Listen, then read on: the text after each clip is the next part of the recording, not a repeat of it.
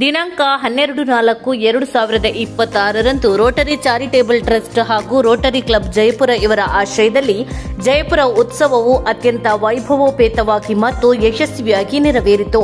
ಈ ಮಹತ್ವದ ಕಾರ್ಯಕ್ರಮದಲ್ಲಿ ಅವಧೂತ ಶ್ರೀ ವಿನಯ್ ಗುರೂಜಿ ಅವರು ಸೇರಿದಂತೆ ಹಲವಾರು ಗಣ್ಯರು ಭಾಗವಹಿಸಿ ಕಾರ್ಯಕ್ರಮಕ್ಕೆ ವಿಶೇಷ ಮೆರುಗು ನೀಡಿದರು.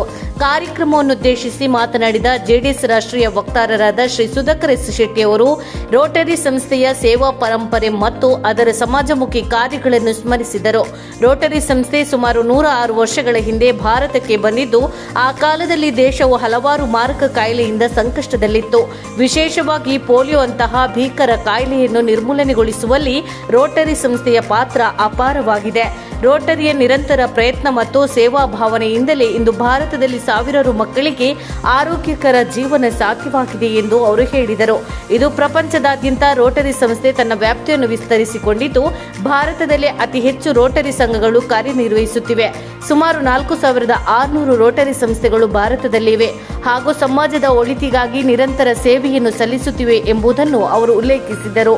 ಯಾವುದೇ ಸಂಘ ಸಂಸ್ಥೆಗಳ ಕಾರ್ಯಗಳು ಸಮಾಜದ ಅಭಿವೃದ್ಧಿಗೆ ಕೊಂಡಿಯಾಗುತ್ತವೆ. ಒಬ್ಬ ವ್ಯಕ್ತಿಯಿಂದ ಸಾಧ್ಯವಾಗದ ಅನೇಕ ಮಹತ್ತರ ಕಾರ್ಯಗಳನ್ನು ಸಂಘಟನೆಗಳು ಒಟ್ಟಾಗಿ ಸಾಧಿಸಬಹುದು. ಆದರೆ ಅದಕ್ಕಾಗಿ ಒಂದೇ ಗುರಿ, ಒಂದೇ ಚಿಂತನೆ ಅತ್ಯಗತ್ಯವೆಂದು ಸುಧಾಕರ್ ಎಸ್ ಶೆಟ್ಟಿ ಅವರು ತಿಳಿಸಿದರು.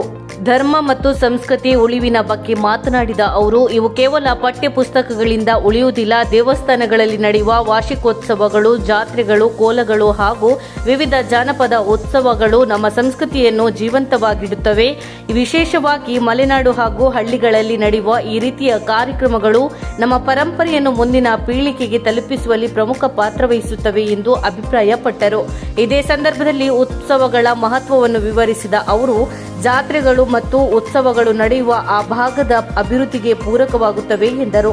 ಒಂದು ಜಾತ್ರೆ ನಡೆಯುತ್ತದೆ ಎಂದರೆ ಆ ಊರಿನ ಮೂಲಸೌಕರ್ಯ ಅಭಿವೃದ್ಧಿ, ರಸ್ತೆ ಸ್ವಚ್ಛತೆ ಸೇರಿದಂತೆ ಹಲವಾರು ಕಾರ್ಯಗಳು ಸ್ವಾಭಾವಿಕವಾಗಿ ಆಗುತ್ತವೆ. ಈ ರೀತಿಯಾಗಿ ಉತ್ಸವಗಳು ಕೇವಲ ಸಂಭ್ರಮದ ಸಂದರ್ಭಗಳಷ್ಟೇ ಅಲ್ಲದೆ ಸ್ಥಳೀಯ ಅಭಿವೃದ್ಧಿಗೆ ದಾರಿಯಾಗುತ್ತವೆ ಎಂಬುದನ್ನು ಅವರು ಒತ್ತಿ ಹೇಳಿದರು.